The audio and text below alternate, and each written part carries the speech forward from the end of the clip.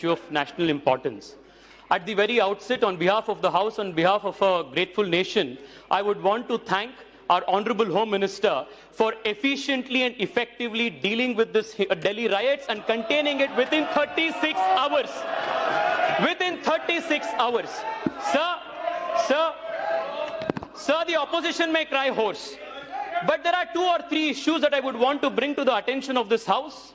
Because the objective of this debate must not be to blame pin on each other, but primarily to understand why riots are taking place and how collectively as a House, as a country, as a government, all of us collectively can stop these riots that are so repeatedly occurring in this country. So allow me a minute to go into the history of how there is in place a Congress module of riot engineering in this country, which has from the last so many decades tried to engineer riots in this country so that it benefits them politically. And this is not a thing of today, sir. This has happened not from today, but from the last 70 years since the time of our independence. Let me just give a few examples, sir.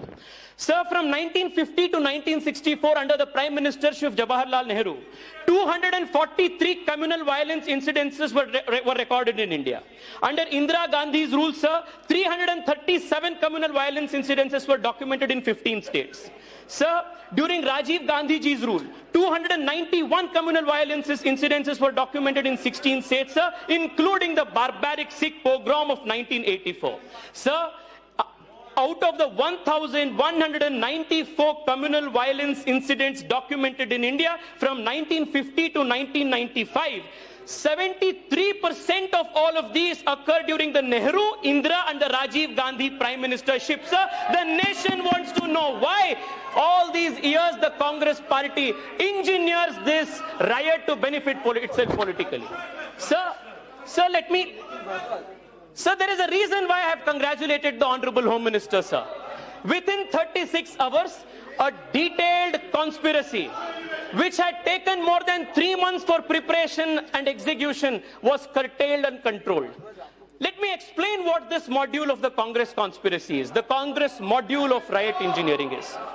Sir, right after the CAA was passed by this Honorable House, in the most democratic manner, the Congress President Sonia Gandhi addresses a gathering in the Ram Leela Maidan, and knowing fully well that the CAA has nothing whatsoever to do with citizenship of Indian Muslims or any Indians whatsoever, misleads the entire nation and gives a call for Qurbani and says, "Aar par ki ladai," and she says the people should come out of houses and come out on streets. The very next day, sir, the very next day, Shaheen Bagh protests start, and hundreds of innocent Muslim women, misled, incited, they come out onto the streets, sir, and they are used as shields by all these radical Islamist outfits supported by the Congress ecosystem to further their agenda of breaking this country. So what happens the very next day? Sir, young students in Jamia Millia University, the Jawaharlal Nehru University, supported by SFI, SDPI and other such cohorts, start organizing violent protests. What are the slogans raised? Too much has been discussed about Kapil Mishra's so-called hate speech, sir, but I would want to draw the attention of the House just to the slogans that were raised during the protest. Jinnah wali azadi. What is this Jinnah wali azadi?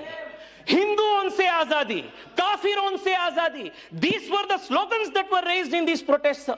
And what was the other slogan? Sir, let me tell you, there is nothing anti-Muslim about the CAA, but there is everything anti-Hindu about the anti-CAA protests. What was the slogan that was raised? Tera mera rishta kya? La ilaha illallah. These were the slogans that were raised at these protests, sir.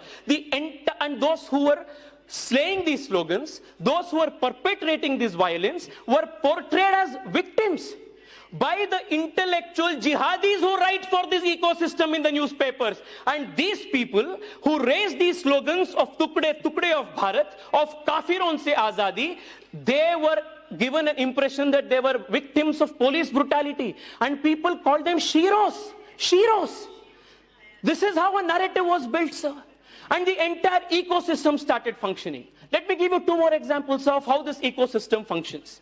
Sir, Harsh Mandar, whose links today have been exposed to global funds which are anti-India, based out of US, Hungary and Italy. Sir, give me a couple of more minutes, sir.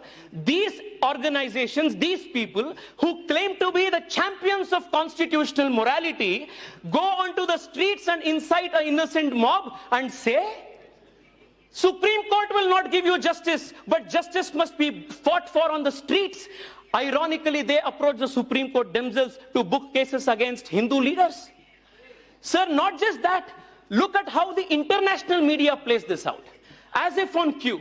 Sir, 17th of February, knowing fully well that 24th February, Donald Trump is coming to India, Umar Khalid makes a speech, exhorts the minority community to go onto the streets and start violent protests so that they can give out a message to Donald Trump.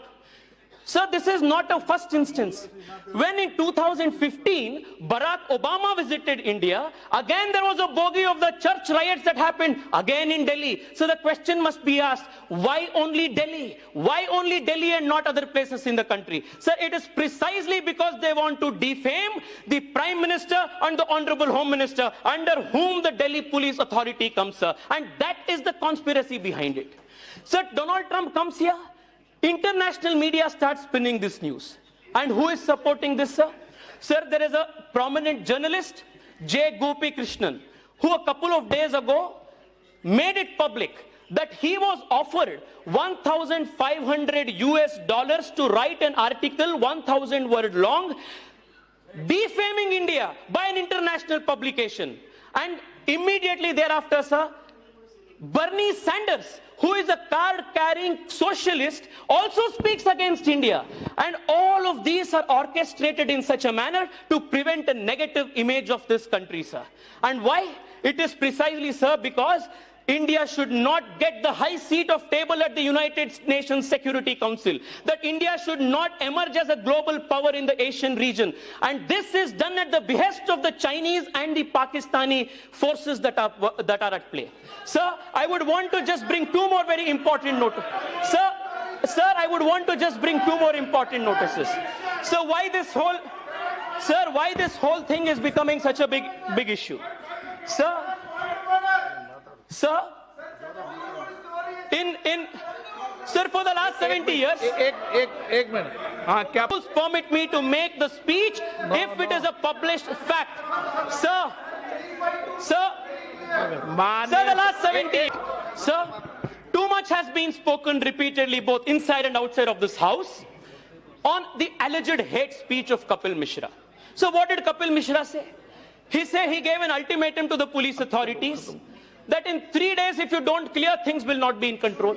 Is this hate speech? Sir, I will tell you with all confidence, sir, no jurisdiction and no jurisprudence in any part of the world will consider this hate speech. But let me give you an example of what hate speeches were, sir. And I will give you only a sample of them. Sir, Amanatullah Khan of the Aam Aadmi Party was caught on camera, sir. Sir, 2 minutes में conclude करूँगा. Sir, 2 minutes में conclude करूँगा. Sir, 2 minutes में conclude करूँगा, sir. But these are things which must be brought to the attention of this house, sir, out of the government.